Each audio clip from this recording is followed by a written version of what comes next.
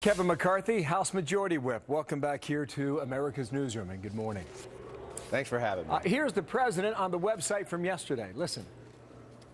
I've always said I will work with anybody to implement and improve this law effectively. You got good ideas? Bring them to me. Let's go. But we're not repealing it as long as I'm president. I want everybody to be clear about that. Take it a step at a time here. If you got good ideas, bring them to me. Let's go. And the ideas on the Republican side, fire away. Well, we brought lots of ideas. We have a couple different bills out there, but the first thing I would do is a standpoint. I'd do health care across state lines. You know, we could do that for car insurance, but we cannot do it for health insurance. I'd let small businesses pool together.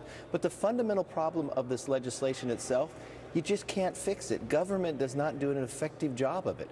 More people have now lost their health care than have actually signed up. The plans have actually increased the cost. Some studies have shown more than 41%. Some studies have shown 5 states more than 100%.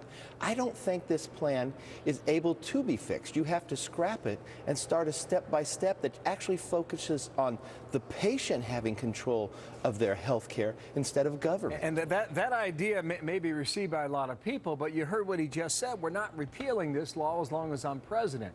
But it's obvious the Democratic attack in the last couple of days has shifted to Republicans, you're the problem, you're in the way, you're the obstruction.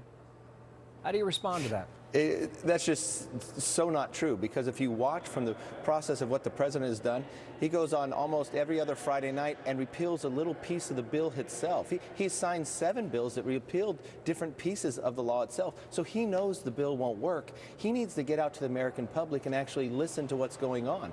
You know, a new Gallup poll came out this week that the more people know of the legislation itself, the stronger they disapprove of it. And that is a fundamental problem. It's more than just a website. It's more than the idea that you have skyrocketing costs. You're not lowering the premiums, which he said he would do, but now people are finding out that a lot of them can't have the same doctors. 2 things I want you to respond to, and on that doctor's point. Politico's got a headline this morning, new Obamacare weapon for Republican Party, doctors. Is that what is coming next?